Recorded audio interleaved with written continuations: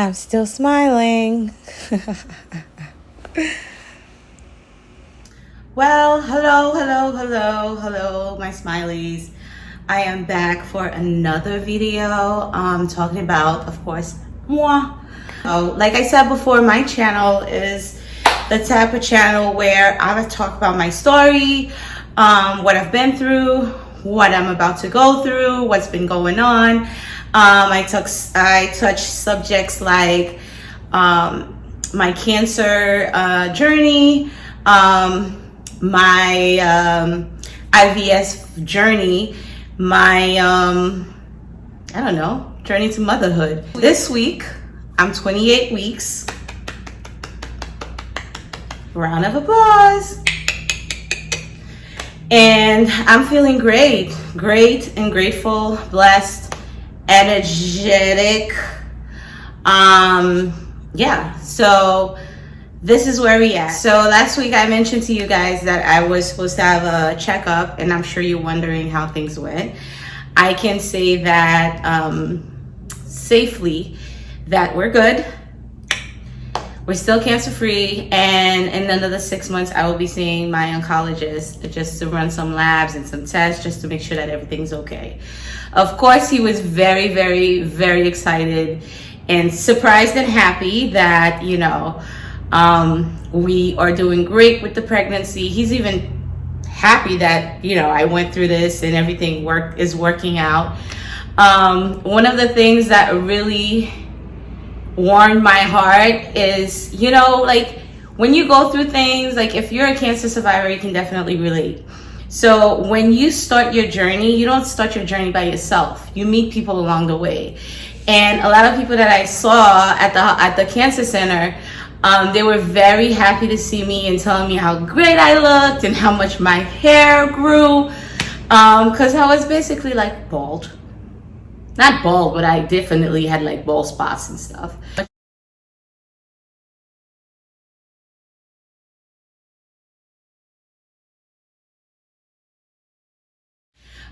So they were very happy to see, like, even physically how I was looking, my mental state, and then of course the little bundle of joy that's about to come out. So they were very, very, very happy. And just talking about me to other people who are newly employed there, telling them, oh my God, you should have seen her. This is so great. God is amazing. I was getting hugs from left and right, even from me getting my blood work done and not having to flinch.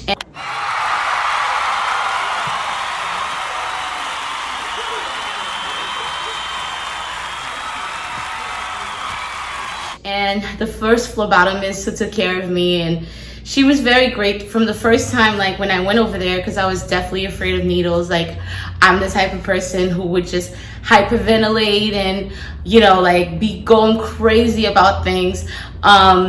You know, I didn't flinch this time around. She's like, oh my God, look at you. You didn't even ask for me to draw your blood. You're just such a grown woman.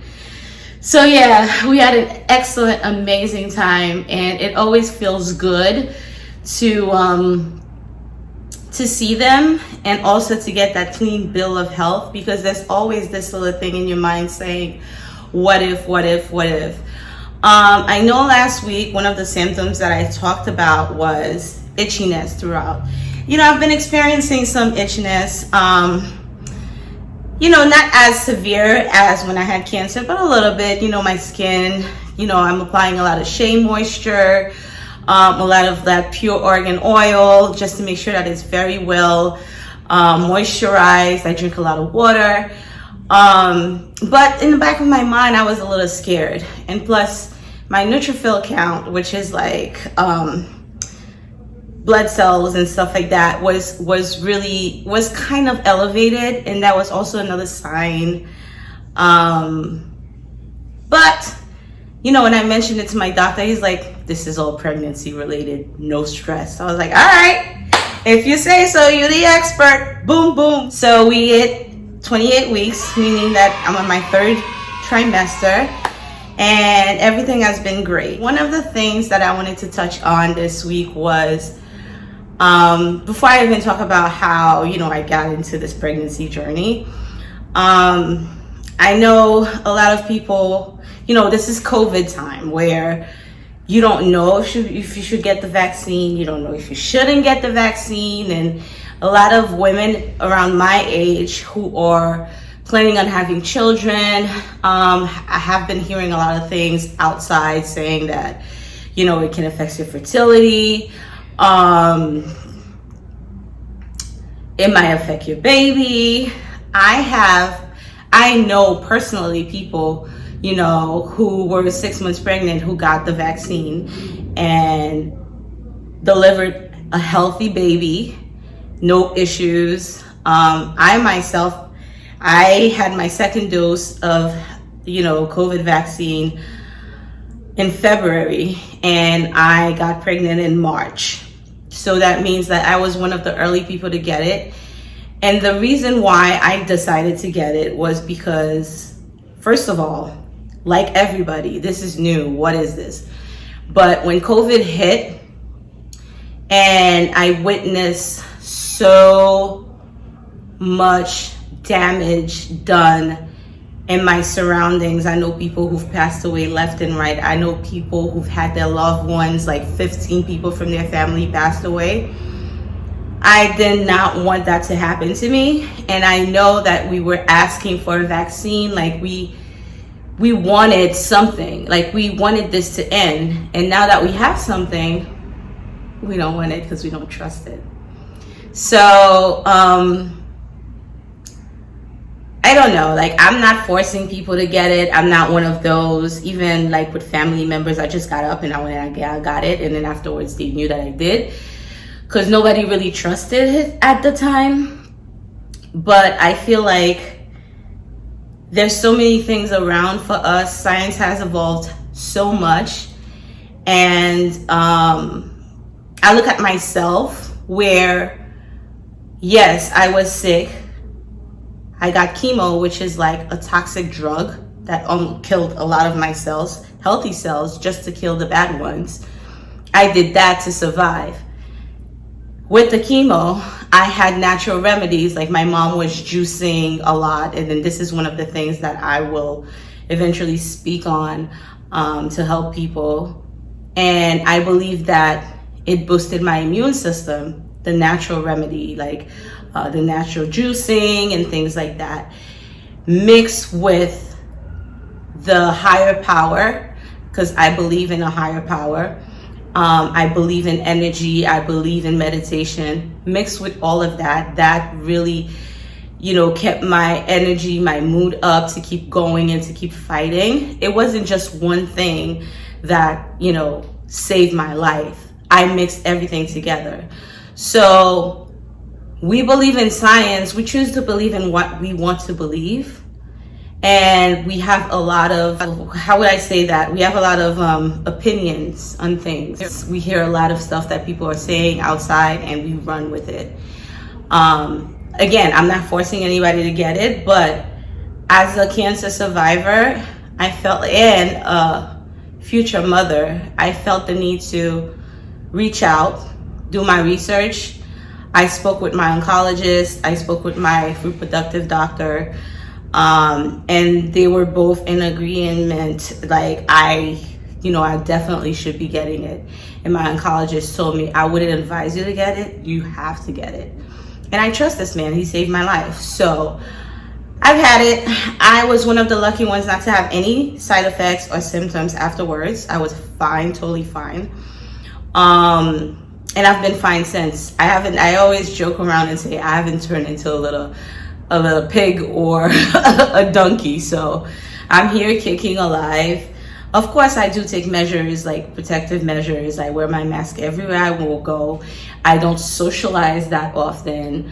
I go to work, I take the train, my mask is always on. I still practice hand hygiene, as if I never got the vaccine. And I think that's where a lot of people are getting lax and not wanting to get the vaccine and stuff like that. But I think as us young women who would love to get pregnant, and that's one of the things that's preventing us from doing it. I'm not forcing anybody to get it, like I said, but that's definitely something to keep in mind, because Numbers don't lie. And a lot of people who are hospitalized now on ventilators and in the ICU are those who did not get the vaccine. Of course, you can get COVID even if you took the vaccine, but your symptoms are going to be less, and it has been proven. Moving on. Moving on with that COVID situation. What else I can talk about this week? This week, I want to start by saying, with my IVF journey. This is a long subject and long topic. I don't know if this video is gonna cover everything, but with the IVF journey, at first, when I was younger, I'm really good with kids. Everybody know that, kids love me, my personality and things like that. But I never thought that, I wasn't one of the people to say okay, I'm gonna be in a relationship where I'm married and I have lots of kids and things like that, because I'm such a free spirit. Not to say people who are married are locked up in, but for me, I don't know. Then, you grow up and you're yeah, I want to have a family like my mom. I want to be like my mom, have children. I always said I wanted to have 2 children. And the third one would be not a mistake, but a mishap, just like I was. So that went on to failed after failed after failed after horrible relationships. And I realized that one of the reasons why I was in those type of relationship was to okay, let me settle down. Okay, fine. My clock is ticking. But, and then I told myself, well, maybe I could have a kid by myself. In the back of my mind, not knowing I was gonna get sick, I was gonna freeze my eggs, things like that. Then I got sick. And I froze my eggs. I'm okay. Then I'm got into a terrible, horrible relationship and started to work on myself and felt really good being alone, meaning not in a relationship, not that I'm alone, but I have friends and family and all the support and all the love that makes me complete in a sense. But I always wanted a child, and I did not want to wait for a man because I didn't have to, because I had the resources, because I had the support, and because I was ready. So I decided that I was gonna do it, despite whatever anybody thinks. It's all about how you feel, what you want in life. Of course, you want people's opinion, but at the end of the day, that should not determine exactly what you want to do.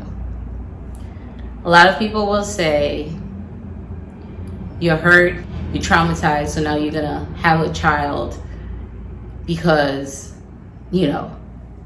by yourself. It's not fair to the child. It's being selfish. The child's gonna hate you. Being a single mother is very hard. How are you gonna raise a black man without a father in America? Because I'm having a boy. But what they don't see is this child is chosen. This child is planned. This child is going to be loved. This single mother is realistic. Being a single mother is never easy. It's never easy to do it alone.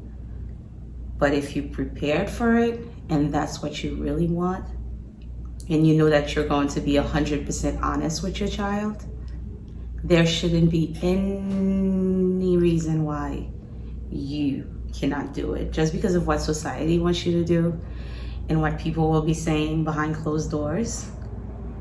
there shouldn't be any barriers to stop you from achieving your goals. So I say to say this, stick around for next week, because we will definitely be talking more about how I started my process, starting with like injecting myself 3 times at night and going in the morning at 6 a.m. drawing my blood and having this little tube camera stuck up into my private area to look and make sure that my eggs are growing. And so yeah, we're gonna start with that. Then we'll talk about harvesting. Then we'll talk about implanting. Then we'll talk about everything else. And if you can relate to my story, that's great. If I touch you in any way in this video, I've reached my goal. So stick around for next week.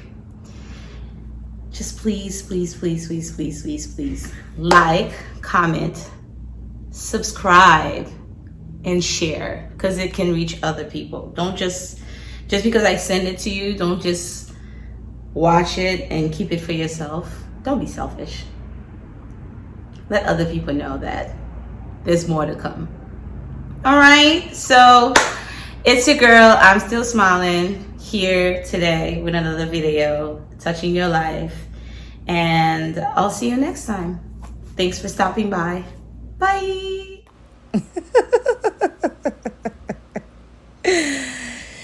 I'm still smiling.